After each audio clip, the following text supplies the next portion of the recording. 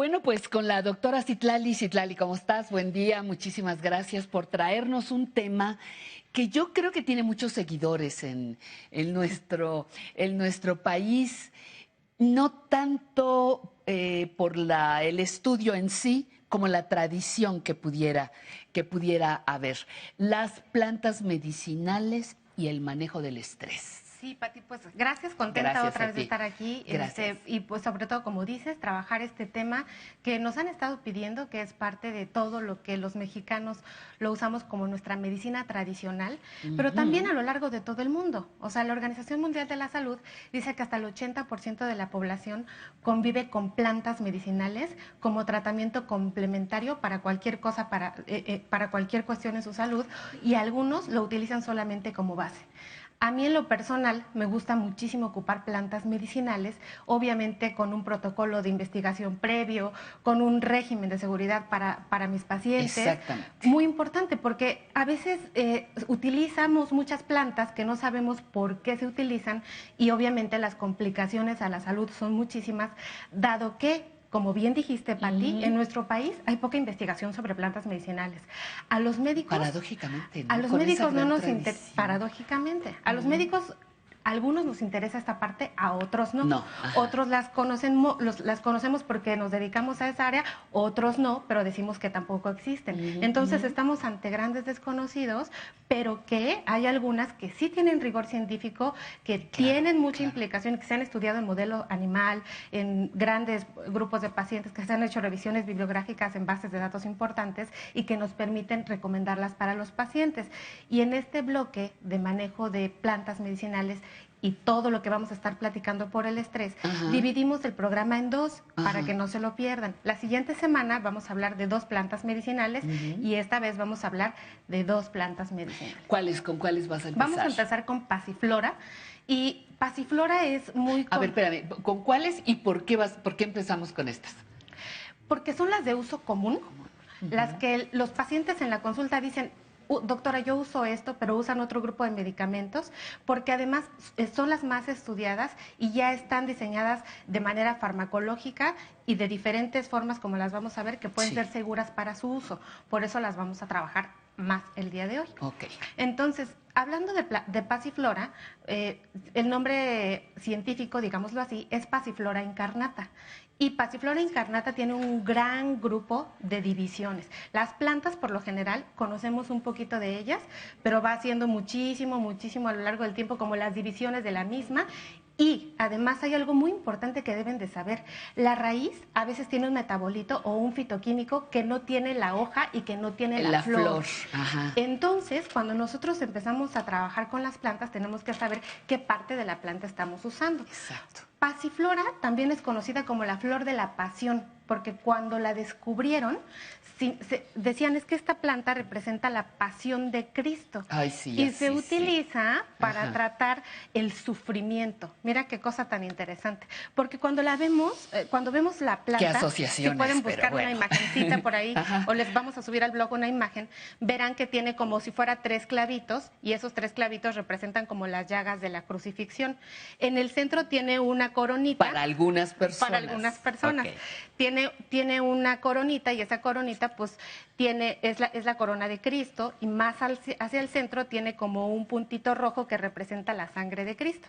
Por eso se le ocupó para eso y se empezó a usar para el sufrimiento, para depresión, para ansiedad, para trastornos del sueño. Lo que la gente en ese momento decía: es sufrimiento, claro.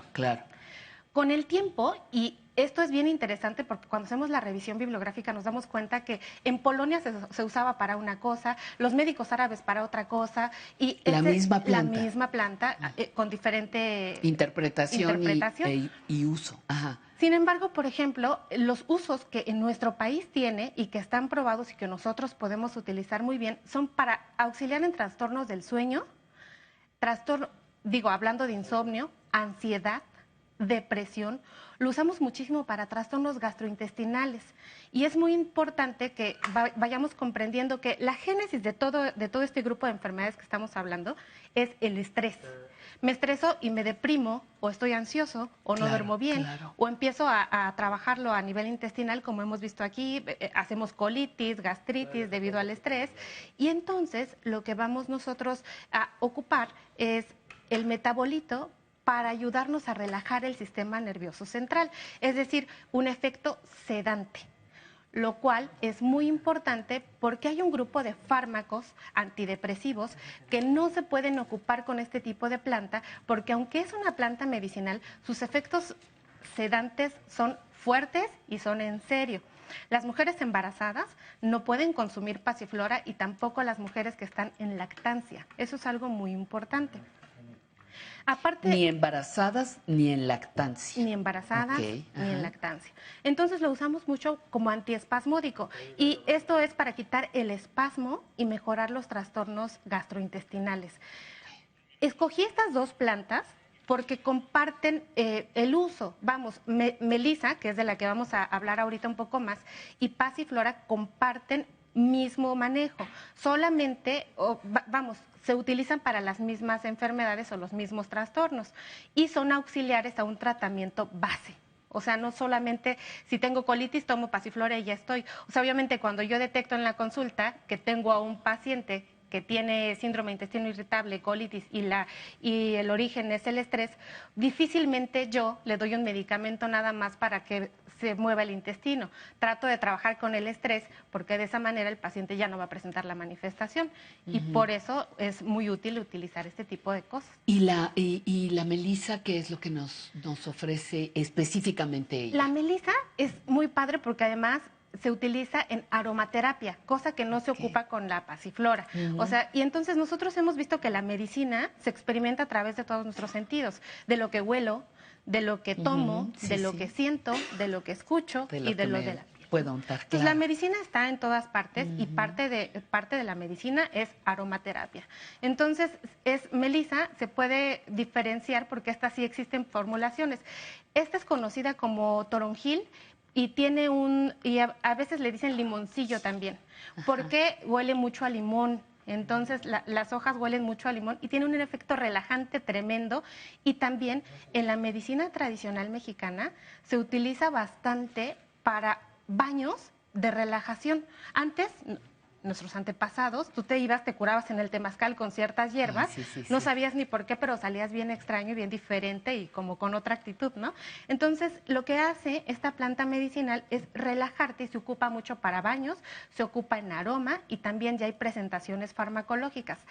Ambas se pueden consumir en tabletas, en cápsulas, en infusiones, en tisanas y en una formulación que yo manejo mucho y me gusta y los que hacemos plantas medicinales manejamos mucho, que se llama tinturas, que es el extracto de la planta en el metabolito activo que queremos tener, disuelto en una base acuosa, porque el alcohol no es bueno para todas las diluciones y eso es muy importante mencionarlo, porque como cualquier depresor del sistema nervioso central, ambas plantas no la vamos a usar si estamos consumiendo alcohol, si estamos consumiendo antihistamínicos.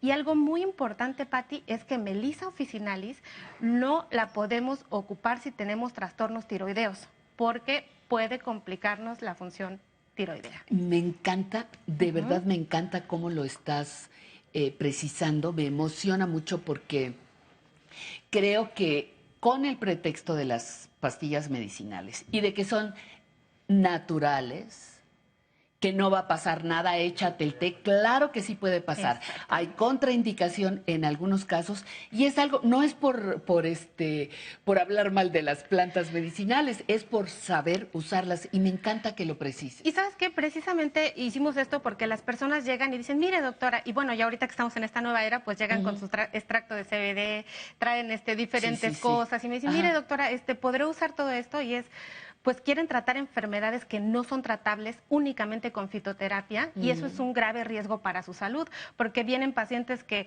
están controlados para diabetes con una planta medicinal. A propósito, por ejemplo, melisa se ocupa mucho para hipertensión, dice la literatura, y cuando ustedes metan el Google ahí a buscar va a decir hipertensión, pero estamos hablando de hipertensión reactiva, que es una hipertensión que tiene que ver con estoy hipertenso porque estoy muy estresado. Luego entonces mi cuerpo responde, aumento la presión arterial, pero eso no tiene que ver con la hipertensión arterial sistémica. Entonces hay que empezar a educarnos, o sea que esto parece tan sencillo, los pacientes realmente se complican porque son años de un manejo así y hay médicos que de alguna manera pues lo están justificando, porque a veces veo recetas, ¿no? Entonces sí es importante poner un alto y decir, bueno, las plantas medicinales tienen su efecto, sirven para mucho y ahorita sí queríamos alertarlas por estas dos, porque además ahorita en la época de pandemia, ¿no? O sea, muchísimas personas, estos fármacos están agotados en las farmacias, plantas medicinales están agotadísimas porque los pacientes están requiriendo más. Y además hacen algo muy curioso, prefieren usar una planta medicinal que creen que no les va a dar adicción, que un medicamento que está más estudiado, que saben que no les va a dar adicción, que lo vamos a usar de momento. Entonces es una cultura que tiene que obligarnos a combinar la medicina para sacarle el mejor provecho. Y asesoría profesional, sin duda. Y no a validar una para hacer menos otra, ni mucho menos. Es que somos un todo. Y a mi comadre la quiero mucho, pero no es médica, ¿no? Vamos a la llamada telefónica. Reina de la Vega, ¿cómo estás? Buen día. Buenos días. ¿Cómo? Felicidades para el programa. Muchísimas gracias. ¿Desde dónde recibimos su llamada, Reina? De Veracruz. ¿De Veracruz, mero puerto? No, de las Chuapas, Veracruz. Ay, qué belleza. Ya iremos a dar una vuelta por ahí cuando pase la pandemia. Muchísimas gracias, Reina. Aquí está la doctora Citlali. ¿Qué pregunta tiene para ella? Bueno, se habla de la deficiencia y carencias de vitaminas, por lo que nota uno que no se puede uno desplazar y pierde uno fuerza. Lo que yo quiero preguntar es qué estudios se requieren para ver precisamente esos niveles. Ok, para ver qué vitamina le hace falta. Exactamente, pero ¿qué estudios? Claro, déjeme hacerle otra pregunta, Reina. ¿Usted tiene ese problema de desplazamiento, algún otro tipo de síntoma? Sí lo tengo y precisamente siento que me falta fuerza. Muy bien, muy bien. Muchísimas gracias. Escuchamos a la doctora Citlali. Reina, gracias, te escuchamos. Hola, ahora Reina, sí muchas gracias por llamarnos. Y pues bueno, es una pregunta muy interesante. Muy interesante. Y bendiciones para el programa. Muchísimas gracias, señora, muy gracias. amable. Entonces es muy interesante la pregunta porque muchos pacientes consumen vitaminas porque creen que les hacen falta porque tienen debilidad. Y la debilidad a veces tiene que ver con muchas otras cosas. Una dieta equilibrada debiera ser la suficiente para darnos las vitaminas necesarias. A veces de lo que empezamos a carecer un poco más es de minerales que de vitaminas, pero de eso también vamos a tener que hablar porque es un tema muy profundo. Vamos a asesorarla ahorita en cuanto a la pregunta que nos da Pati, porque cuando nosotros sentimos debilidad y vamos al médico por lo regular, lo que nosotros hacemos son estudios de rutina, en donde por lo general no incluimos determinaciones de niveles de vitamina en sangre, a menos de que sepamos que un paciente tiene un tipo de anemia por deficiencia de hierro o que hay deficiencia de folatos, y entonces nosotros dirigimos el estudio pensando en que a lo mejor si siente debilidad por anemia, a lo mejor sí vemos cómo están sus niveles de diferentes vitaminas del grupo B en sangre y las pedimos de manera especial. Pero eso nos lleva a hacer el complemento de cómo estamos viendo el sistema en general y si estamos viendo que a través de una biometría hemática tenemos un buen sistema de defensas, tenemos unos leucocitos normales, no están a la baja, no están a la alta, y entonces eso nos permite hacer muchas cosas. Hay vitaminas y hay algunas, por ejemplo, la vitamina D, que generalmente no se pide. Y la vitamina D es muy importante para nuestro cuerpo, sobre todo cuando no nos da tanto el sol, cuando vamos avanzando en la edad y vamos perdiendo hueso. O sea, por eso en el programa de osteoporosis les dijimos que es importante la vitamina D. Y a veces, cuando las pacientes empiezan a avanzar el tiempo y tienen mucha fragilidad del hueso, sí les pedimos esa determinación. Pero vamos, no existe un panel en el que digamos, bueno, como una química sanguínea para ver todo el metabolismo, un panel para ver todas las vitaminas en mi cuerpo, no, porque además son estudios costosos que no merecen la pena si no justifica algo. Yo le invitaría mejor a tener una asesoría médica para que nos escriba a nuestro correo, que nos mande sus datos clínicos, para poderla orientar y decirle qué sí necesitaría y por qué está débil. Eso es todavía más importante que hacerle una determinación vitamínica. Tal vez sea algo más y que no tenga que ver con eso.